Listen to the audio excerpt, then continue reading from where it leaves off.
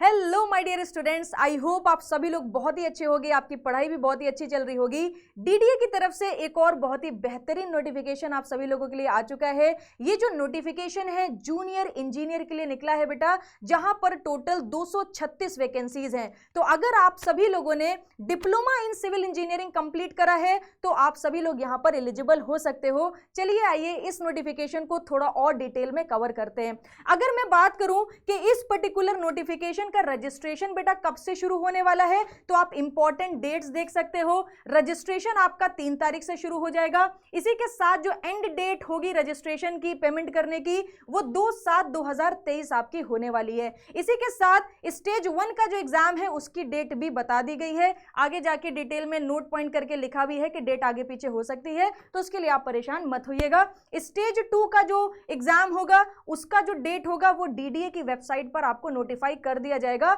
और इसका रजिस्ट्रेशन भी डीडीए के ही वेबसाइट पर होने वाला है। कोई भी अदर प्लेटफॉर्म आपको रजिस्ट्रेशन के लिए फॉलो नहीं करना है। क्लियर कट यहां पर इंस्ट्रक्शन दिया हुआ है, ठीक है ना। तो आगे बात करते हैं। सबसे पहले मैं यहां पर नोटिफिकेशन जो आया है पोस्ट के लिए, वो नेम ऑफ द पोस्ट और सारी डिटेल यहां पर डिस्कस कर लेती हूं। देखिए आप सभी लोग देख सकते हैं जूनियर इंजीनियर सिविल इंजीनियर के लिए बेटा पोस्ट आई हुई है। पे यहां पर भी आप देख सकते हो 9,300 लेकर 34,800 यहां पर पे लिखा हुआ है। एज की अगर मैं बात करूं 18 से 27 ईयर। रिलैक्सेशन भी यहां पर आपको दिया है डिफरेंट कैटेगरीज के लिए, जैसे कि आप देखोगे 40 year in the case of general candidate and up to 45 year in the case of candidate जो शेड्यूल कास्ट से बिलोंग करते हैं। यहां पर रिक्वायरमेंट क्या है पहले ही मैं आपको बता चुकी हूं, डिप्लोमा इन सिविल इंजीनियरिंग आपको चाहिए होगा। टोटल 236 वैकेंसीज हैं, जहां पर 98 वैकेंसीज अनरिजर्व्ड है और बाकी सारी डिस्ट्रीब्यूटेड है ईडब्ल्यूएस में, ठीक है ना, ओबीसी में और अदर कास्ट में। तो अनरिजर्व्ड की जो वैकेंसीज हैं वो इसमें से 98 आपकी होने वाली है। आगे बात करते हैं कुछ और इंपॉर्टेंट डिटेल्स बेटा इस नोटिफिकेशन में आप सभी लोगों को दिया हुआ है, जैसे कि बेसिकली कह सकते हैं बेसिक एलिजिबिलिटी क्राइटेरिया। तो यहां पर नेशनैलिटी आपसे मांगी गई है। भाई आप सभी लोग तो इंडिया के हो, बाकी नेपाल, भूटान और अदर नेशनैलिटी के बारे में भी यहाँ पर आपको डिटेल दी गई है, तो आप इसको भी रीड कर सकते हो। इसी के साथ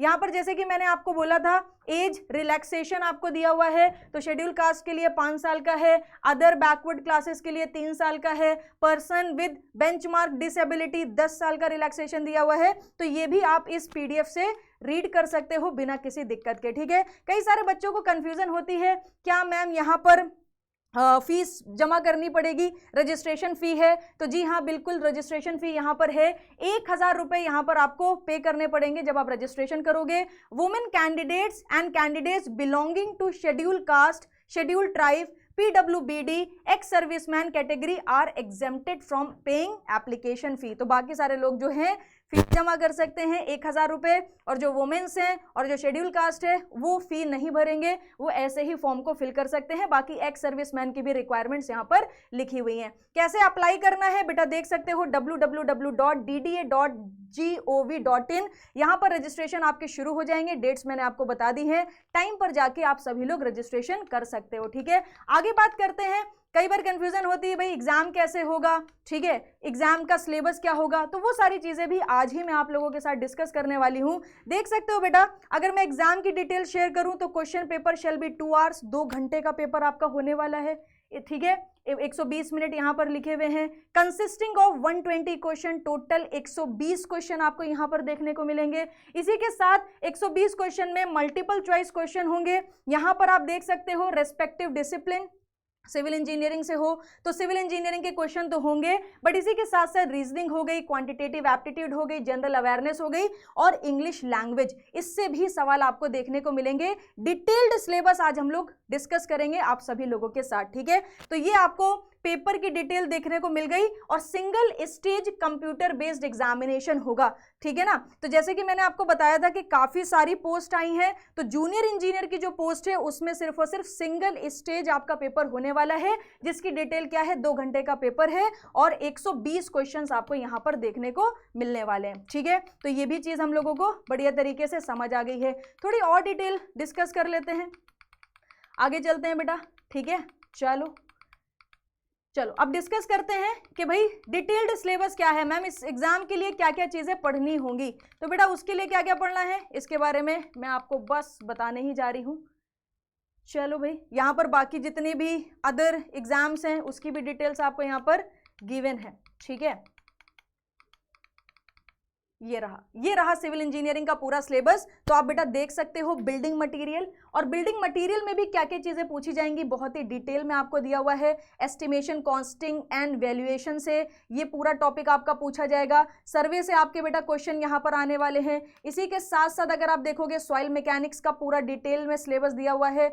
हाइड्रोलिक्स में दिया है fluid property, hydrostatic, measurement of flow, Bernoulli theorem, flow through pipe, ठीक है। तो फ्लूइड मैकेनिक्स का ये पूरा पोर्शन है। ओपन चैनल फ्लो से क्वेश्चन आपको देखने को मिलेंगे। इरिगेशन इंजीनियरिंग से आपके क्वेश्चंस आएंगे, ये पूरा बेटा डिटेल में सिलेबस दिया हुआ है। इसी के साथ ट्रांसपोर्ट इंजीनियरिंग हो गया, ये भी आपके सिलेबस में है। एनवायरमेंटल इंजीनियरिंग हो गया। तो आप देख पा रहे होगे कि पूरा सिविल इंजीनियरिंग आपका अच्छे से तैयार होना चाहिए। अगर आप एक पोस्ट चाहते हो, क्योंकि आपको तो एक ही चाहिए होगी, 236 तो हैं बट आपको तो एक ही पोस्ट पर बैठना है, ठीक है।